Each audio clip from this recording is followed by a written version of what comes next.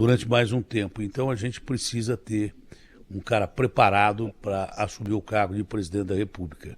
Então você é honesto? É pra caramba. Eu nunca ouvi falar absolutamente nada durante toda a sua vida política, não há um senão de que você tenha botado um dinheiro no bolso que não seja seu.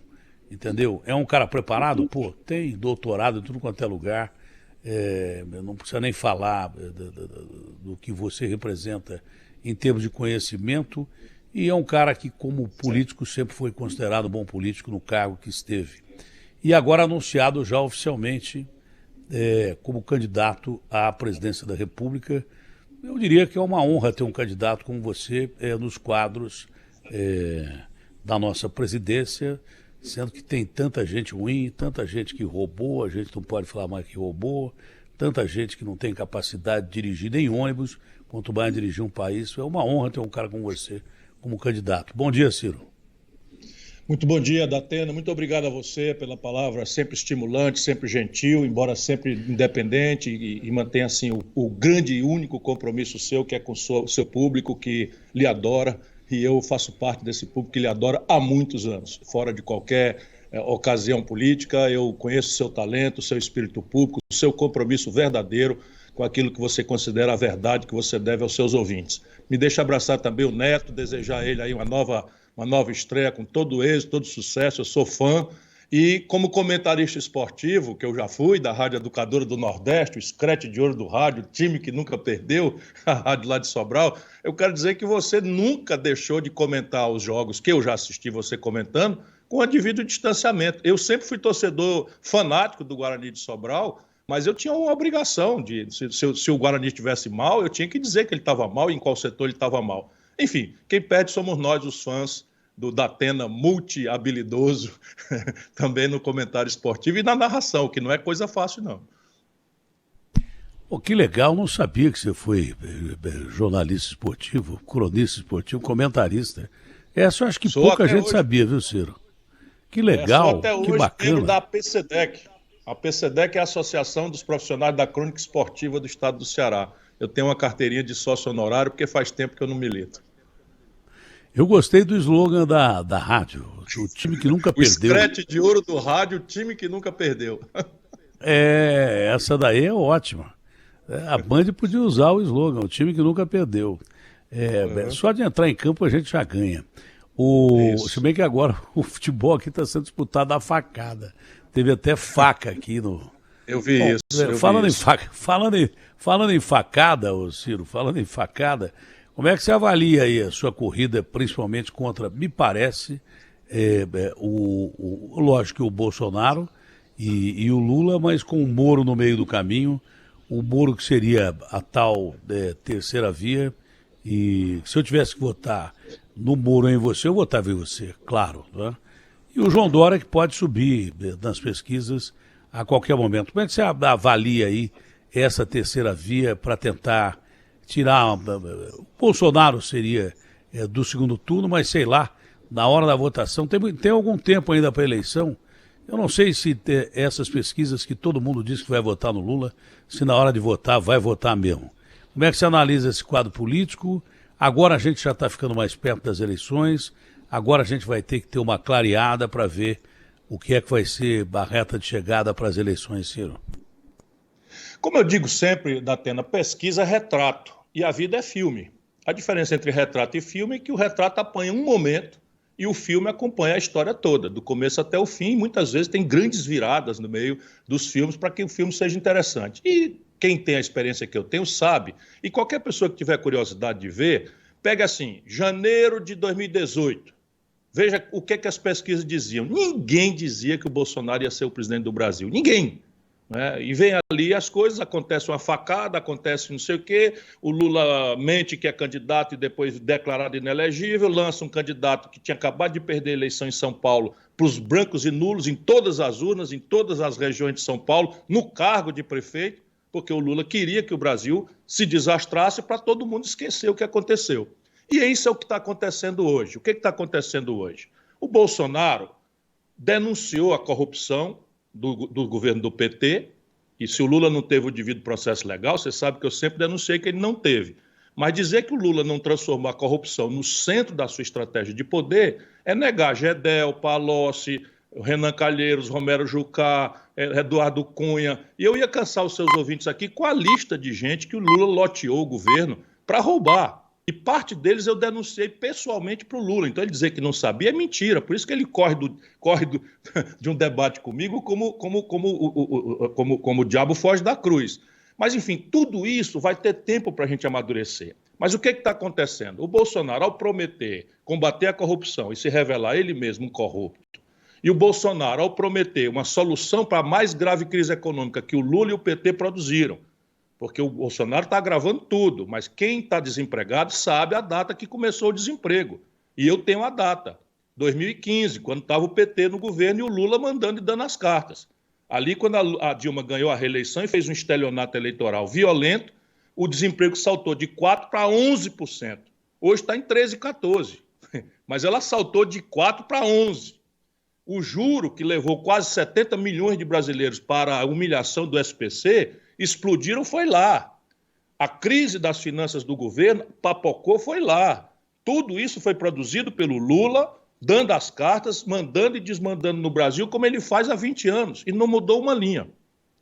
O Bolsonaro não está entregando também uma resposta para a economia, pelo contrário. Pegou desemprego em 11%, está em quase 14%, pegou o juro, né, tendente para 2%, explodiu agora, está subindo o juro, e de novo a inadimplência e o endividamento das famílias explodiu. Portanto, o Brasil agora precisa pensar e dizer, vê o seguinte, espera um pouquinho, eu votei no Bolsonaro para protestar contra as falcatruas e o desmantelo econômico que o Lula produziu. E eu agora vou votar no Lula para me livrar das loucuras e da irresponsabilidade criminosa do Bolsonaro. Onde é que o nosso país vai parar? E eu tenho certeza que Deus vai iluminar a nação brasileira e nós vamos poder fazer dessa discussão não um debate de Chico, Maria ou Manel. Eu estou entrando nisso, Datena, com todas as dificuldades, para ter uma oportunidade para dizer o seguinte, olha, o que aconteceu com o Brasil foi isso, isso, isso e isso. Por que aconteceu? Por isso, aquilo. E aí eu resumo, o modelo econômico do Bolsonaro, do Temer, do Lula e do Fernando Henrique é o mesmo. Quando eu falo de modelo econômico, muita gente não entende, mas modelo econômico, sabe o que é, meu irmão? É o teu salário, é o juro do teu crediário, é se tem emprego ou não tem emprego, é se tu está no SPC ou não está no SPC, é se teu pequeno empreendimento quebrou ou não quebrou, é se o preço da gasolina, né, vai ser dolarizado ou não vai ser dolarizado. Isso tudo é um modelo econômico que está montado no Brasil há 30 anos para transferir dinheiro do povo mais pobre, da classe média, de quem produz, para meia dúzia de privilegiados banqueiros. Quando o Lula terminou o período de mando DEA, 5 brasileiros concentravam a fortuna equivalente ao que os 100 milhões de brasileiros mais pobres e de classe média têm para se virar. E o outro problema é o modelo de governança política. Meu irmão, todo mundo está assistindo. O Lula fazendo um conchavo gigantesco que aí em São Paulo pretende, veja bem, juntar o Alckmin com o Guilherme Boulos. O que é? Para fazer o quê? Para salvar o Brasil, para mudar o modelo econômico, para mudar o salário, para mudar a renda, para mudar o jeito que o Brasil trata o meio ambiente? Não, é um grande conchavo para resolver, fora do povo, as eleições. Você imagina o que é que tem em comum que o Alckmin pensa e o que o Boulos pensa? Se você juntar gato, sapato, cachorro e lata, ferro elétrico e arame farpado no mesmo bolo, isso vai dar problema. Porque, às vezes, as uniões nacionais são muito importantes, mas elas são assim, vamos nos juntar todo mundo para acabar com a ditadura. Tinha ali uma razão clara, objetiva. Mas derrubar o Bolsonaro é pouco. Todos nós derrubaremos o Bolsonaro. É só ter um pouquinho de paciência. Se botar eu, já derrotava o Bolsonaro na eleição de 2018. O Lula preferiu mentir que era candidato, depois lançar o Haddad, que tinha feito um grado em São Paulo um aninho antes. Perdeu as eleições na reeleição para nulos e brancos. E é essa o grande conchavo que está acontecendo. Mas o pior disso é que ele mantém no centro do poder político brasileiro os mesmos. Meu irmão paulista, deixa eu só ser um pouquinho mais comprido, Datena, nesse raciocínio. Por que eu estou chamando as pessoas a uma rebeldia da esperança? O Valdemar Costa Neto, daí de São Paulo, é o presidente do partido que o Bolsonaro se filiou hoje. Quem é o Valdemar Costa Neto? era o cara a quem o Lula entregou o DENIT e que foi preso e condenado no Mensalão, não foi no Petrolão. O Roberto Jefferson, que está preso defendendo o Bolsonaro, foi o homem que defendeu o Collor na sessão do impeachment e o homem para quem o Lula deu o correio para roubar e detonou o escândalo do Mensalão. Ô, meu irmão brasileiro, vamos ver o que está acontecendo. Muda tudo para não mudar nada. Eles já tiveram a sua chance, eu agora quero uma oportunidade. E não é para mim, é para um novo projeto que planeja, que diz o que é que vai acontecer, que tem compromisso com quem trabalha, com quem produz, que tem meta, que tem objetivo, que diz de onde vem o dinheiro e que está tudo escritinho para as pessoas poderem conhecer, para não votar em mim no escuro, tem que votar nas minhas ideias, porque tudo que tem que ser só será feito se o povo tiver, no dia seguinte da eleição, informado do cacete que vai ser quebrado para a gente tirar o Brasil da mão de meia dúzia de especuladores e entregar para o seu povo. Esse negócio de aliança é complicado mesmo, né? Eu jamais imaginei uma aliança, já tive contato já com reuniões com o Alckmin e com o Márcio França, mas eu jamais, no fundo, imaginei uma aliança do Lula com o Alckmin. Márcio França até que pode ser, mas com o Alckmin eu nunca vi o Alckmin aliado ao Lula, está se aliando ao Lula. Tem com esse negócio de aliança, porque o resultado final normalmente não é bom. As alianças não são boas, né? Eu vou dizer nomes aqui, guardadas as devidas proporções, não levem para o lado ofensivo, mas vamos levar para o lado da história. Pouco antes da eclosão da Segunda Guerra Mundial, o Hitler assinou tratado de paz com o Stalin. Foram dois dos maiores canalhas ditadores, um de esquerda e outro fascista. Foram dois dos maiores canalhas que assinaram um pacto de não agressão, tá? O Hitler com o Stalin. Aí você viu no que deu. Logo, logo o Hitler mandou invadir a Rússia e só não ganhou a guerra porque ele abriu duas frentes, uma com o lado ocidental e outra contra a Rússia. E está provado na história, desde Napoleão e lá para trás, quem abre duas frentes em guerra acaba se ferrando. Foi o que aconteceu, mas houve pacto de não agressão, quer dizer, união entre Hitler e Stalin. Dois dos maiores matadores de gente, assassinos do mundo. Um matou 50 milhões e um 60 milhões, dá mais de 110 milhões de seres humanos. Eles matavam mais do que o Ômicron. E eles estiveram lado a lado durante um tempo. Esse negócio de união é gozado. Do outro lado, eu vou repetir, hein? Isso é só fato histórico, eu não estou comparando nome a nome de ninguém. Só estou comparando ideologias e ideologias que são opostas e se juntam para um objetivo e que dão errado. Isso é história. Não vai pensar o Lula, que eu estou chamando ele de Stalin, não vai pensar o Bolsonaro, que eu estou chamando ele de Hitler. Pelo contrário. Às vezes até o Stalin e o Hitler ficariam... Eu não espero que o Lula e nem o Bolsonaro fiquem, porque não tem nada a ver. É só fato histórico de alianças ideológicas que não deram resultado, né? Agora, por outro lado também, fala-se, talvez, se o Lula e o Bolsonaro se destacarem em pesquisas até o fim, apesar de se dizer que pesquisa é uma coisa e a realidade é outra, fala-se de uma aliança de terceira via. Eu também não vejo. Você junto com o Dória e principalmente com o Moro. Eu não vejo você se aliar a gente que você não concorda em ideias, em gênero, número e grau. Ou eu estou enganado? Não, você está absolutamente certo. Deixa a gente falar para o nosso irmão que está nos ouvindo, dar atenção à sua grande audiência.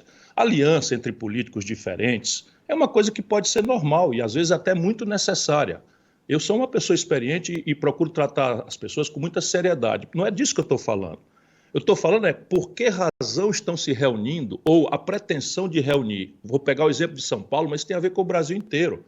Reunir Sarney, Guilherme Boulos, Renan Calheiros, Eunício Oliveira, Geraldo Alckmin e Lula.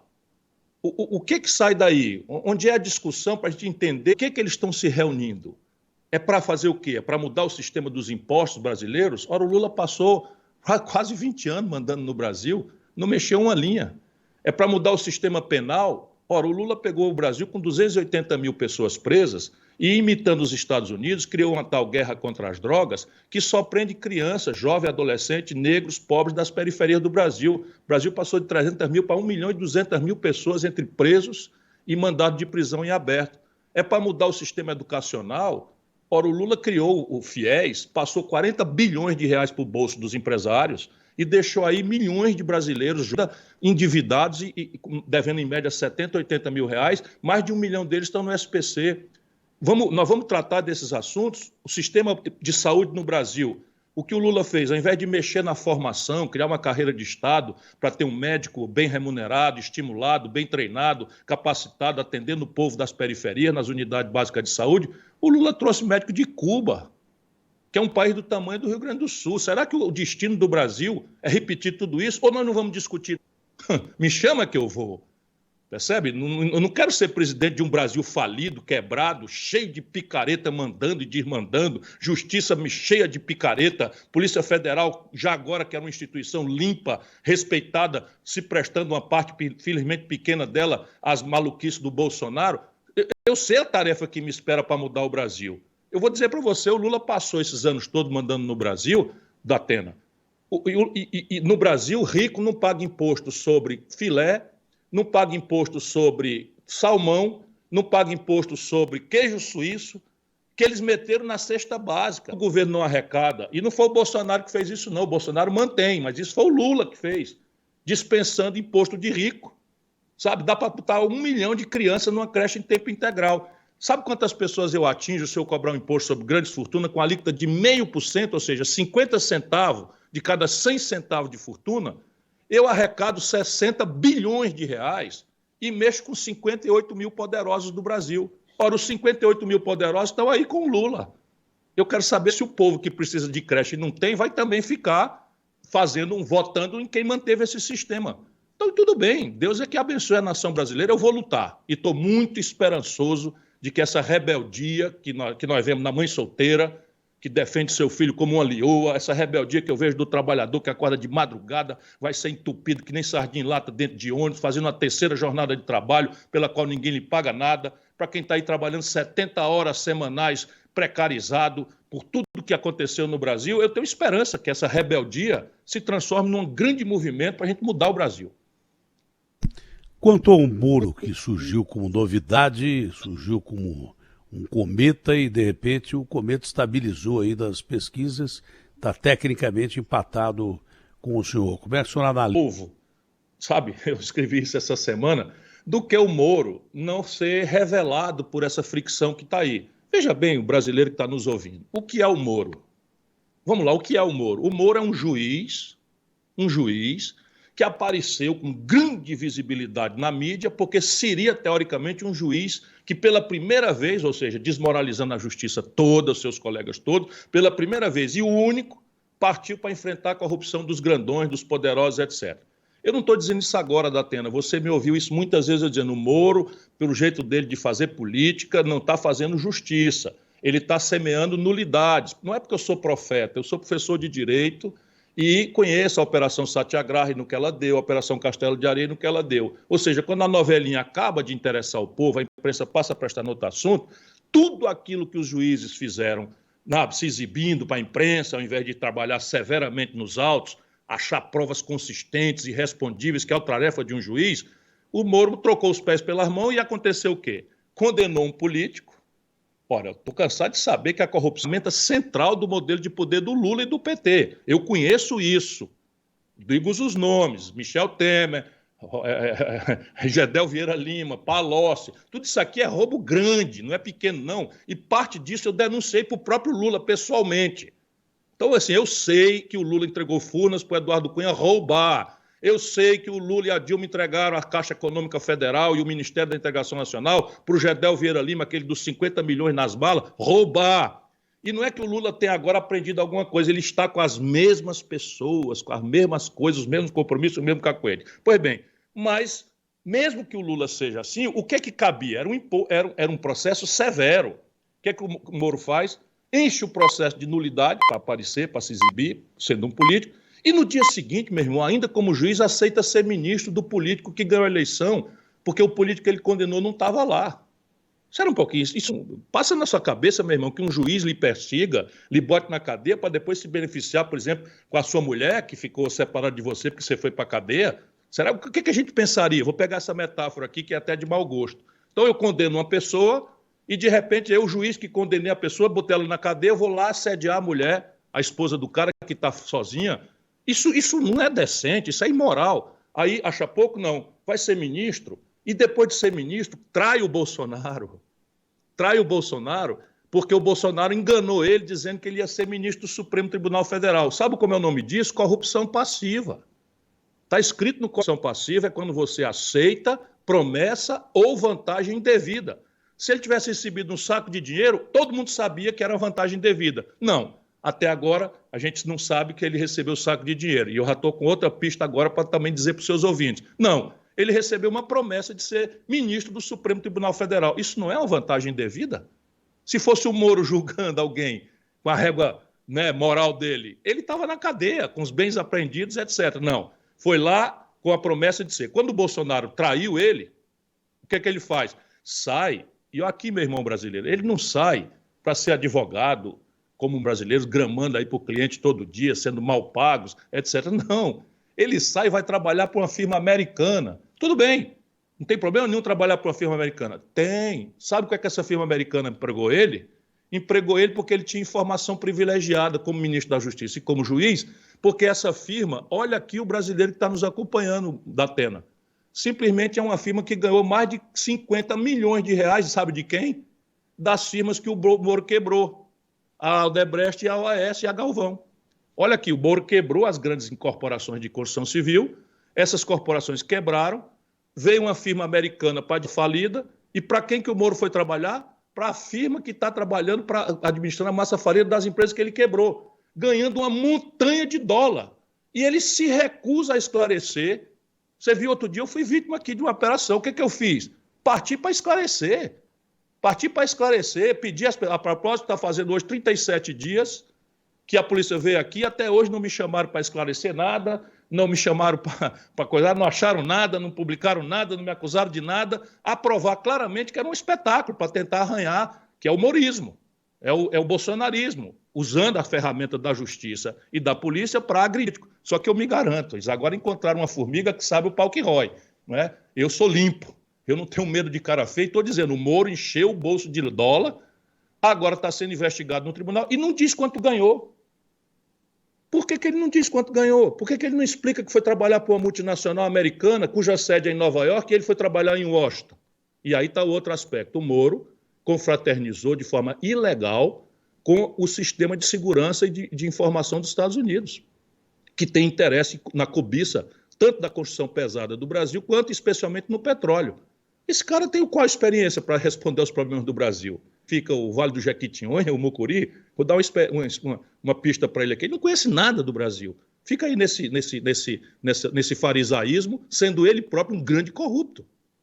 Aliás, eu estou chamando ele para debater, ele foge do debate como o diabo da cruz. Chama um debate, da Atena, chama um debate aí no seu programa, eu vou com qualquer um. Vou com Dória, vou com Dávila, que merece atenção do povo brasileiro, vou com o Pacheco. Por que ele não vem? Quero ir com o Lula, mas o Lula está combinando com o Bolsonaro de fugir dos debates. Atenção, Bandeirante, que tem a tradição de fazer o primeiro debate. Vamos começar a cobrar, porque o Lula está se Bolsonaro dos dois não irem para o debate. Para que o povo brasileiro vote no escuro, um contra o outro contra o um, e a gente que se ferre. Olha, Ciro, eu não tenho medo nem de 2022, porque as máquinas vão trabalhar em todos os sentidos. Os caras vão tudo parecer Papai Noel. O pacote de bondades que os governos, em todos os sentidos, vão colocar nas eleições, e serão recursos imensos, né? Porque ser presidente do Brasil, além de ser uma honra, de uma importância geopolítica enorme. Não só o capital interno vai estar rolando e rolando muito dinheiro do povo brasileiro, das máquinas governamentais, mas muito capital externo também rolando para eleger o presidente da República, principalmente o presidente da República, em todos os cargos, majoritários, deputados, mas presidente da República principalmente. Então, eu não estou preocupado economicamente com o povo brasileiro que está sem comida, está sem combustível no tanque, sem combustível na barriga, porque não tem comida, sem casa para morar, sem emprego e sem perspectiva. Esse ano de 2022, esses caras devem dar o famoso pacote de bondades. Agora a conta vai chegar em 2023. Não há... você é um economista, você entende muito, sabe muito de economia, tem economistas na sua equipe de plano de governo, com certeza da melhor qualidade, mas eu não vejo outra coisa a não ser plano econômico para 2023, a não ser, não é agora não, porque agora vão gastar dinheiro, vão dar uma de bonzinhos e vão gastar dinheiro pra caramba. Mas 2023 vai ser um caos, vai ser terrível. Eu não vejo outro plano de governo a não ser salvar o povo. Não tem outra estratégia a não ser primeiro salvar o povo, com obra para dar emprego, com planos sociais que na realidade o Brasil precisa, porque desde a chegada das caravelas, enfim. Economicamente, como é que você projeta o Brasil para depois das eleições? Agora vai ser uma falsidade de sempre, mas e já é difícil. Mesmo com a falsidade vai ser difícil segurar o touro. E o touro, quando estoura a boiada, ninguém segura. Mas vai ser difícil. Tanto que meu principal problema em relação às eleições, minha preocupação em relação às eleições, não era nem esse arrobo do Bolsonaro em falar em golpe no 7 de setembro, é a situação econômica. Porque povo com fome ninguém segura não. Tá? Eles vão soltar todo o dinheiro para mentir pro povo que eles são legais. Agora, em 2023, como é que você vai gerir uma economia devastada, o caixa lá embaixo, porque eles vão gastar dinheiro, na realidade, com eleições? Como é que vai ser o Brasil o dia depois de amanhã, que tem um filme que é esse nome? Como é que vai ser o Brasil em 2023? Datena, essa deve ser a grande questão que a eleição devia orientar. Eleição não é um concurso de beleza, não é uma corrida de cavalo. Não é? A eleição deve ser um concurso de ideias. Não é? Você tem uma doença grave, você tem que chamar os médicos, os especialistas, o curandeiro, seja lá o que for, e eles fazerem ali um exame, mandar fazer os exames necessários, e a partir de entender a doença, estabelecer os remédios, se é cirurgia, se é nada. Mal comparando, é o que está acontecendo com o Brasil. Nós somos um organismo doente. Essa crise que está aí, Datena, mesmo que você corretamente anuncie que os politiqueiros vão tentar abrir a caixa de bondades no ano, é tão grave, porque o ano de 2022 será muito pior do que o ano de 2021. Eu lamento muito dizer isso, mas é preciso que a gente tenha clareza. Nesse momento, Datena, está com o pior nível de investimento da história. Investimento é o seguinte, é o dinheiro que sobra para você transformar a conversa de político em coisa real. Botar 1 milhão de crianças numa creche de tempo integral, como é a minha proposta, no primeiro ano, custa 8 bilhões de reais. Sabe quanto é que tem para tudo no Brasil hoje? 20 bilhões. 20 bilhões. E sabe o que aconteceu com esses 20 bilhões? Foi apropriado pelo Centrão e pelos politiqueiros do Lula e do Bolsonaro, que são os mesmos, num tal de orçamento secreto, que é a emenda do relator. Olha o que eu estou dizendo para o povo brasileiro, não tem um centavo para financiar prioridade. E se o governo não investe, ele também não cria condição para a iniciativa privada investir. E o que o governo está fazendo nesse momento? Galopando com a taxa de juros.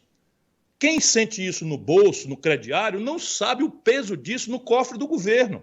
Rivalizando com o dinheiro da saúde, da educação. E olha como é grave a gente discutir. O Banco Central brasileiro aumentou 3 pancadas de 1,5%, 3 pancadas de 1,5% e vai botar a 4ª pancada de 1,5% no auge de uma depressão econômica, do desemprego aberto, da informalidade, das falências, das concordatas, da destruição da indústria brasileira. Nós estamos aumentando a taxa de juros. Sabe quanto é que custa, Datena? Por isso que eles não querem que eu participe do debate, porque o Lula e o Bolsonaro têm compromisso com esse modelo. Todo mundo se ferrando e a banqueirada enchendo o bolso de ganhar dinheiro. Sabe quanto é 1,5 bilhão? Quer dizer, 1,5% de juro, sabe quanto é? 60 bilhões de reais, irmão, por ano. Se você junta 3 vezes, nós estamos falando de 3 vezes 6, 18, 180 bilhões de reais. que vão sair da comida que não tem, do gás de cozinha que está aloprado, da gasolina que estoura o orçamento do taxista, do motorista de... E é isso que eles não querem que a gente discuta, porque se está todo mundo se ferrando, quem é que está ganhando? A banqueirada está ganhando, o acionista minoritário, que são os bancos da Petrobras, está ganhando. E eles me odeiam. E eles amam o Lula, eles amam o Bolsonaro, eles amam o Temer, eles sabem o compromisso que eles têm com moralidade? Nenhum. Pergunta quem pagou o jantar do grande conchavo que aconteceu recentemente em São Paulo, num dos restaurantes mais chiques de São Paulo. Pergunta quem pagou. Eu vou dizer, o BTG. Eu vou dizer, um plano de saúde mais rico do Brasil. Por que um banco está financiando um jantar conchavo?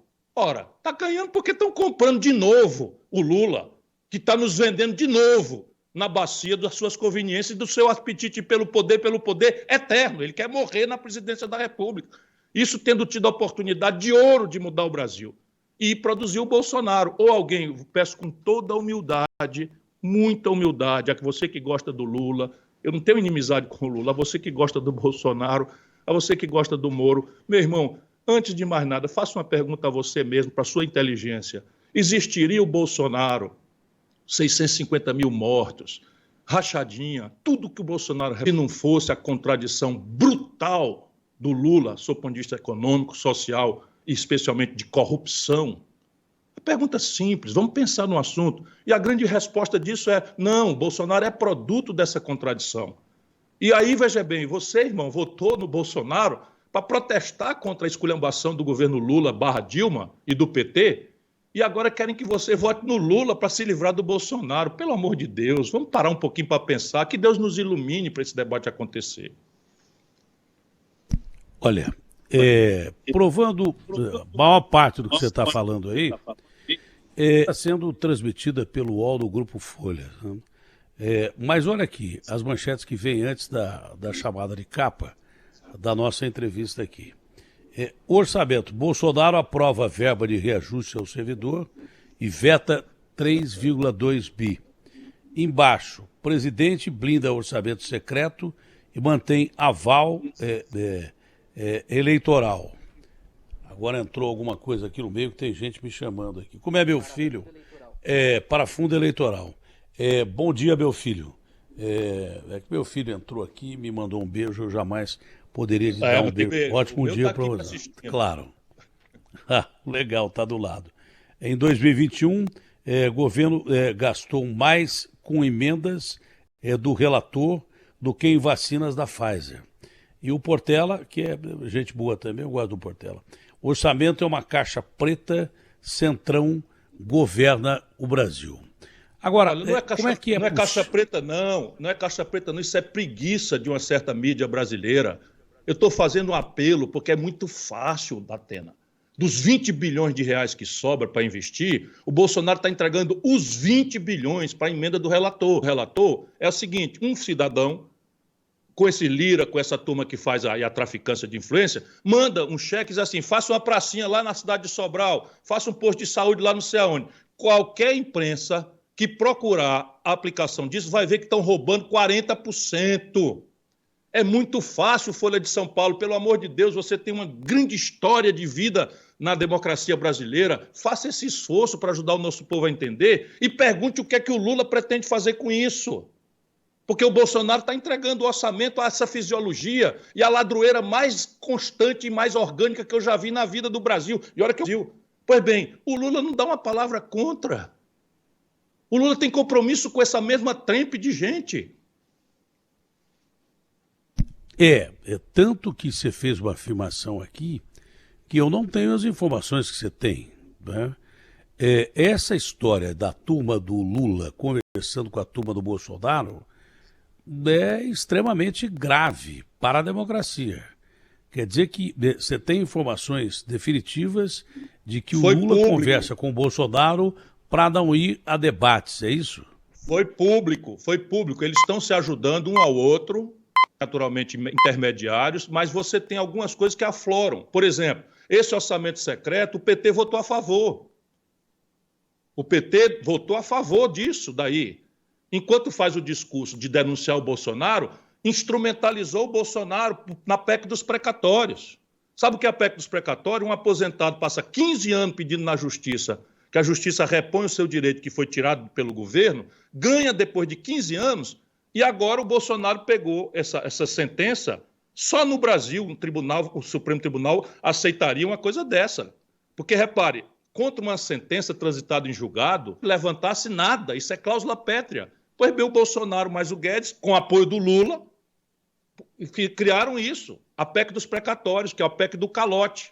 Eu briguei, feito um condenado, até com companheiros meus de partido, para me surgir contra. Eu estou me rebelando, e é com muita esperança, porque eu confio que as pessoas vão ver o acúmulo de elementos objetivos, fáticos, de propósito. Meu irmão, espera um pouquinho. Eu tenho uma companheira, nós temos uma companheira que perdeu um olho, indo para a rua protestar contra o impeachment da Dilma, que nós chamamos de golpe. Ora, se houve um golpe, atenção, Lula, não vai ficar assim, não vai ficar impune. Se houve um golpe, quem fez o golpe foi o Senado. Quem presidiu o Senado? Renan Calheiros e Eunício Oliveira. Com quem que o Lula anda hoje? Qual era a opinião do Alckmin, que o Lula está bajulando aí e tal, para fazer o conchavo em São Paulo e empurrar tirar o Márcio França, tirar o Boulos da jogada e empurrar o Haddad, que perdeu as eleições como um péssimo prefeito que foi, governador biônico de São Paulo, na base do conchavo? Nós não podemos aceitar isso calado. Para mim, pouco importa a consequência. Eu vou pedir a Deus que ilumine o nosso povo para a grande rebeldia da esperança, que é o meu chamado. O acordo do presidente Lula com o presidente Bolsonaro, que você diz que é público, pode ir além disso? Uma política de não agressão para matar o surgimento de uma terceira via e os dois irem para o segundo turno? Sabe aquela visita do Michel Temer ao Bolsonaro, depois do 7 de setembro, que o Bolsonaro se desdiz, deixa os amigos tudo ferido no caminho e faz juras de amor ao Supremo, pede desculpas ao ministro Moraes, inclusive fazendo uma ligação telefônica? Sabe aquela coisa? Antes o Michel Temer se acertou com o Lula.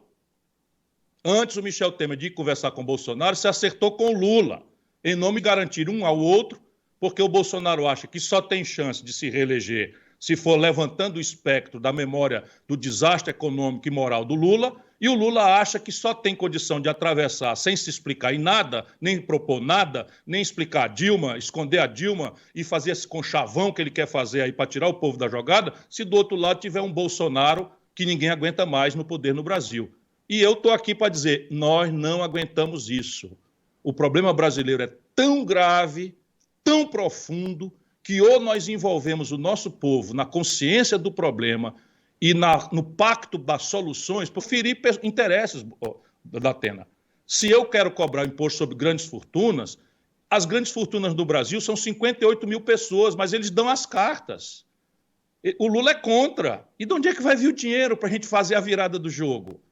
Percebe? Se eu digo que vou cortar 20% da dispensa de imposto dos grandes para financiar um programa de pleno emprego, 5 milhões de empregos em 2 anos, na recuperação de moradia, na titulação de terra, na reforma fundiária que o Lula não fez, para dar título de terra nas favelas, qualificar a casa, recuperar a moradia, empregando os parentes e as pessoas da própria comunidade, aí tem emprego.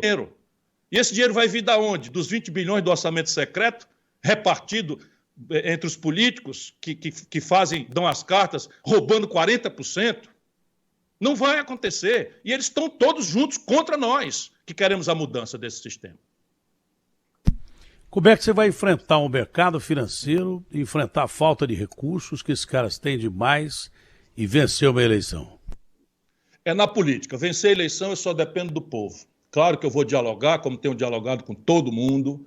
Eu não quero ser um rebelde sem causa. Eu não tenho, a essa altura da vida, 64 anos de idade, ex-governador, mandou a economia do Brasil, ex-ministro que tirou do papel o projeto São Francisco, ex-prefeito de uma capital melhor avaliada, ex-governador. Eu não estou me exibindo, eu estou apenas apresentando o meu currículo para dizer que eu não sou nenhum irresponsável. Eu tenho, Datena, escrito para as pessoas saberem o que é que eu estou pensando, de onde é que vem o dinheiro, quanto custa e o que é que eu vou fazer com esse dinheiro. Isso é um projeto, é um plano, com começo, meio e fim, que está aqui para ser discutido. E eu quero debater esse projeto, porque eu não sou dono da verdade. Eu ouvi mais de 1.000 pessoas, especialistas, sábios Né? Tem uma equipe gigantesca trabalhando, coordenada pelo professor Nelson Marconi, da Fundação Getúlio Vargas, de São Paulo, Mauro Benevides Filho, do curso de mestrado do CAEM, com PhD em Vanderbilt, nos Estados Unidos. Eu estou juntando o que há de mais qualificado na universidade, na inteligência, na política brasileira. Mas não duvide, esse jogo vai ter que ser jogado permanentemente junto com o povo. Por isso que, no meu caso, as reformas serão propostas todas no primeiro semestre. Eu vou oferecer aos políticos o fim da minha própria reeleição, para que eles não tenham medo de que eu, acertando a mão, queira ser beneficiado por uma reeleição, que é uma tragédia no Brasil. Então, eu vou dar o exemplo e vou abrir mão da minha própria reeleição.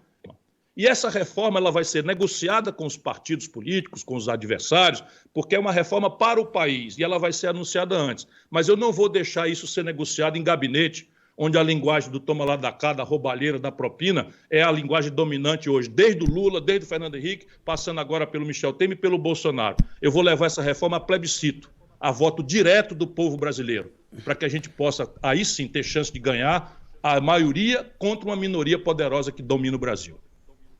Nenhum plano de governo pode ser sustentável e pode ser colocado na prática se você, Zil, tem um governo que gasta demais, às vezes imoralmente, agora prega calote, e todos os poderes estão inchados e inflados. Quais são as reformas mais importantes para colocar de pé um plano de governo? Eu vou mostrar para o povo brasileiro com todos os números, e isso, de novo, Lula, você não vai fugir do debate. Se você se combinar com Bolsonaro, eu vou fazer o debate assim, sem você responder diretamente, e o Datena, como grande jornalista, e todos os outros, vão chamar você para explicar o que eu estou dizendo, porque eu estou dizendo verdades ou estou mentindo. E um candidato a presidente da República não pode andar mentindo, senão não vai merecer a honra a maioria dessa grande nação sofrida, humilhada, que é a nação brasileira. Então, veja, hoje eu vou mostrar o orçamento da Atena, e aí você tem logo os números aqui. De cada R$100 que o povo paga de imposto, às vezes sem saber, porque uma dona de casa que está nos ouvindo, quando faz uma ligação no pré-pago, 40% da conta dela é imposto. Enquanto isso, os super ricos no Brasil pagam 6%, tá? Essa é a grande disputa. E não é o Bolsonaro que criou isso. O Bolsonaro está agravando tudo isso. Mas isso foi criado durante o período do Lula. Como, por exemplo, a concentração bancária. Por que todo mundo morre no juro do cartão de crédito no Brasil? 100 vezes maior do que o juro do cartão de crédito da mesma bandeira lá fora. Porque o Lula deixou que 5 bancos concentrassem 85% de todas as transações financeiras do Brasil. Aí você morre na mão deles, porque não tem concorrência, porque eles se acertam para assaltar o povo brasileiro. Eles me odeiam, porque eu dou os números. Então, orçamento, de cada R$100 que o povo paga de imposto, 52, meu irmão, é juro, rolagem de dívida e amortização. Dinheiro para banco, para banqueiro e para as 10 mil famílias de barões que assaltam a nação brasileira há décadas, com o apoio do poder político que Fernando Henrique, Lula, Collor, Temer e agora Bolsonaro representam. Esse é o X. Dos 48 que sobra, meu irmão, 29 é Previdência Social. Olha aqui o orçamento se acabando. 52, juro e rolagem de dívida. 29, Previdência Social. Ah, mas a Previdência do pobre? Não. Quando a gente vê o regime geral do operário da construção, do comerciário, do motorista de ônibus, etc., o déficit por cabeça, o desequilíbrio entre o que o governo arrecada para a Previdência e o que o governo paga, é de R$ 1.400 por cabeça por ano. Quando você vai olhar o super salário dos militares, R$160 por cabeça, R$160 mil por cabeça por ano. Por quê? Porque a Previdência centrou 80%, a reforma que eles fizeram, do sacrifício nas costas da maioria do povo mais pobre, trabalhador, e deu privilégio para as grandes corporações. Eles me odeiam. Por quê? Porque eu vou acabar com essa mamata. O projeto que eu defendo, com as transições necessárias, está escrito. Lula, qual é a sua proposta? Bolsonaro, qual é a sua proposta? Moro, venham debater. A minha proposta é que nós vamos ter um regime previdenciário único para todo mundo, que vai ter um teto de 5, 6, 7 mil reais, vamos negociar, para todo mundo, no interesse general, com as transições necessárias, preservando o direito adquirido. Está escrito como fazer. Aí vamos lá, eu mostrei 52 dos R$100, foi para juro, 29 foi para a Previdência dos grandões, 2% levam quase tudo dos privilegiados da Previdência, que são poderosos. E aí você tem 52 com 30 dá 82, menos 1, 81%. Sobra 19%. Esses 19% que estão sobrando do orçamento é tudo o mais. Transferência para estados e municípios. 23 estados brasileiros estão quebrados. 23 estados brasileiros estão quebrados. Sabe um que não está? O Ceará. Porque aqui nós fazemos o que eu falo, a gente já faz aqui, faz 30 anos que a gente não fala. Você sabe que São Paulo, hoje, em plena pandemia, 30 anos depois do mesmo grupo no poder, tem 11% a menos médico do que tinha 20 anos atrás. A população cresceu e São Paulo diminuiu quase 1 em cada 10 médicos profissionais de saúde. Você sabe que a polícia de Ceará ganha mais do que a polícia de São Paulo? O Ceará é um estado paupérrimo, São Paulo é o estado mais rico do Brasil. Você sabe que isso está acontecendo, que a educação pública do Ceará é a melhor educação pública do Brasil? Temos 52% dos nossos jovens estudantes de nível médio, e eu vou fazer isso pelo Brasil inteiro, estudando em escola em tempo integral, profissionalizante, com estágio pago pelo governo nas empresas. Essa é a minha proposta. Então aí você viu o orçamento onde é que está indo. E o investimento, que é o que sobra para o povo, virou, sabe quanto, Datena, desse orçamentão todo? 75 centavos de real em cada 100 reais arrecadado. Isso é que é o Brasil. Meia dúzia levando o orçamento todinho e a maioria esmagadora do povo levando 75 centavos de cada 100 reais de imposto que o orçamento arrecada. É claro que enquanto não houver comida no prato do brasileiro, não houver saúde para o brasileiro, não houver educação para o brasileiro, não há esperança para o Brasil. O Brasil tem que mudar, precisa mudar e vai mudar.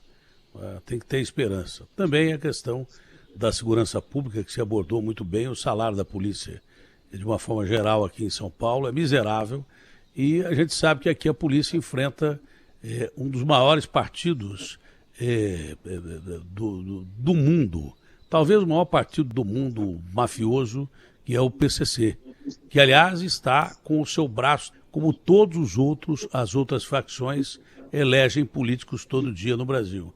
Se a gente achava que a gente tem político ladrão, a gente tem os políticos ladrões que são até piores, mas agora a gente está tendo político criminoso, realmente patrocinado por essas facções, o que é uma coisa lamentável. A gente parte para uma colombização. O cara fala que a gente vai virar a Venezuela, a gente está virando a Colômbia. Esse é o grande detalhe, com gente criminosa entrando na política e sendo eleita por vias legais. E vai tirar o cara de lá.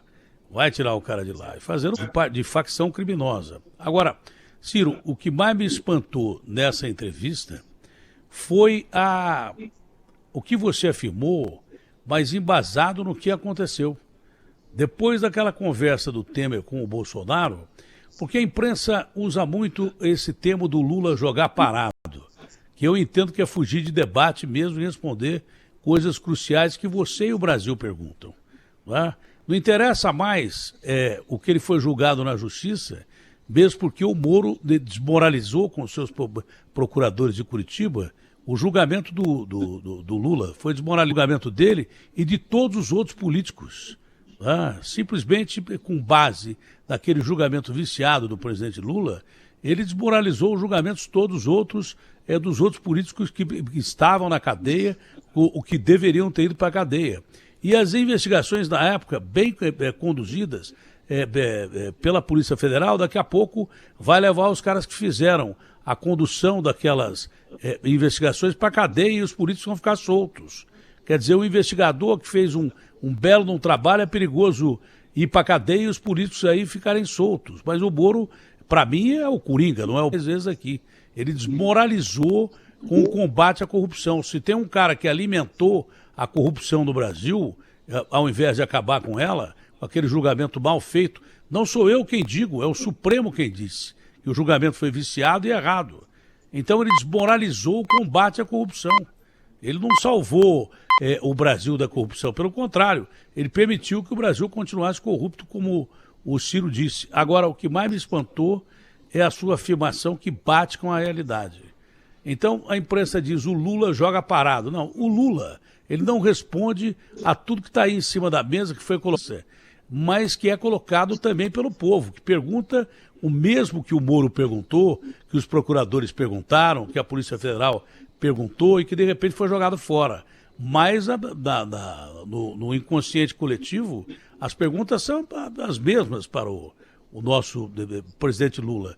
Aí o Lula joga parado. Não é que ele joga parado, ele não responde. Agora, do mesmo jeito que o Lula joga parado, o Bolsonaro, que falava pelos cotovelos, depois daquela conversa com o Lula, começou a jogar parado. Desapareceu, começou a jogar Lula. O que embasa essa sua colocação de que houve um acordão para que um não incomodasse o outro até as eleições no primeiro turno. Então, tudo que você disse tem um embasamento. Isso me assusta. Não, a primeira carta que o Lula pagou, na sequência daquilo, foi sabotar a nossa luta pelo impeachment. Nós estávamos levando multidões às ruas e era preciso que o país criasse uma grande corrente unindo todas as forças democráticas, né, civilizadas, contra o banditismo genocida do Bolsonaro. É naquele dia que você quase apanhou, né? Naquele dia que você quase apanhou. Sabotou pesado. De em diante acabaram as manifestações pelo impeachment do Bolsonaro e o Bolsonaro ficou na área. Mas, assim, tem vários elementos disso. E é muito fácil desmentir, não é retórica. Chama um debate, Datena.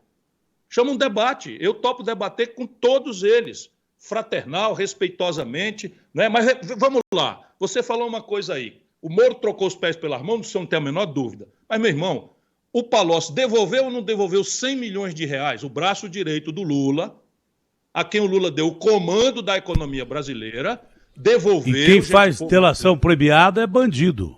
Só bandido faz delação premiada. Assim, numa delação premiada, o cara pode mentir.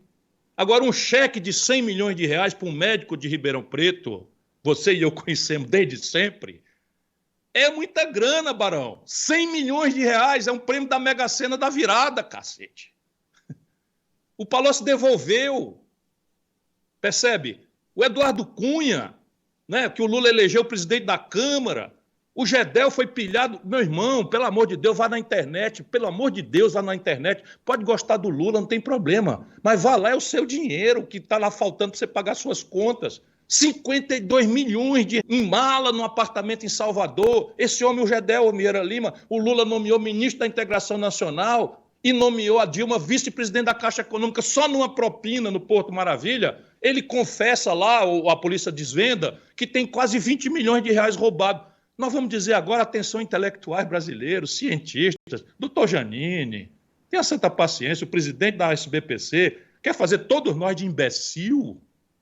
Não tem nada para dizer sobre essa decomposição moral que o Lula representa, por essa apologia da ignorância que o Lula representa. Não é possível. Eu vou me levantar. É a Rebsa e que Deus abençoe a nação brasileira. Olha, a última pergunta é em relação à formação da sua chapa. A Marina parece ser a mais cotada para ser a sua vice. Já está tudo definido ou não, ô Ciro? Eu queria o Datena, sabe aquele grande comunicador? Estou brincando, não posso fazer isso, mas eu faço como uma homenagem a você. A Marina é uma querida companheira, uma grande amiga, e tem ela mesma todos os talentos para ser uma grande presidente do Brasil. É outra pessoa que foi destruída, não é, pela irresponsabilidade do Lula, mas eu tenho confiança de que ela, como eu, ao invés de ficar triste, se abater, vai nos ajudar a dar a esperança que o Brasil precisa. Eu não estou brincando, seria uma honra ser vice seu, porque eu gosto de você e você é um cara honesto pra caramba. Como outras pessoas também são, mas você é. Não é brincadeira, não. Seria uma honra. Obrigado, meu amigo. Um abraço grande. Também não estou falando de brincadeira quando me refiro a você, não. Você tem todos os dotes, sabe? Você tem compromisso popular, que é o que acabou de existir no Brasil. Ô Ciro, a gente podia continuar conversando pra caramba, porque está dando uma audiência enorme, mas o grande detalhe é que eu acho que o principal já foi colocado aqui. Uma pergunta que eu faço sempre a vocês, que por incompetência minha eu não tenha perguntado, você pode aí colocar. Pois não, Ciro. Eu quero agradecer a você, mais uma vez, a honra, o privilégio que me concede de falar ao povo brasileiro. Eu sei que tem o meu jeito de falar, mas eu não posso me calar diante do que está acontecendo hoje com o Brasil e da ameaça grave que compromete o nosso futuro. É preciso que Deus nos abençoe para que a gente faça dessa disputa eleitoral não um choque estéril de ideologias, de ódios, de paixões, mas um grande, fraterno e generoso debate sobre as causas que nos trouxeram essa tragédia e, mais do que isso, sobre a esperançosa proposta de uma nova solução, projeto nacional de desenvolvimento. Muito obrigado, Datena, por esse privilégio que você ciclicamente me concede. Obrigado, Ciro Gomes, honesto e competente cidadão brasileiro e candidato à presidência da República. Tchau, Ciro. Saúde para você, abraço, família. Dá um abraço saúde, do Lupe. Um grande amigo ao Lupe. Dá um abraço do Lupe aí. Vou dar sim. Se cuida, meu irmão. 100 anos da morte do Brizola. Tchau, Ciro. Obrigado. Bom, Agostinho, você é fã do Ciro também, né? O Ciro tem uma capacidade, uma eloquência, né? Ele prende a atenção mesmo. Não é à toa que a audiência... E falando de política, né? Porque você tem alguns assuntos, você sabe melhor do que eu, que prendem mesmo. Quando você fala de aumento de imposto, aumento de combustível, esses são assuntos que mexem diretamente no bolso das pessoas. Por isso que eu acho que pode acontecer alguma surpresa nessas eleições aí. Os caras falam que está tudo definido e tal. Sei lá, porque tem gente que quando fala chama tanta atenção que não parece estar tão definido assim, não, o quadro eleitoral brasileiro. Sei não. Não, e o Ciro demonstra um vigor de quem acredita mesmo, né? Ele tem esse jeito dele, chamando os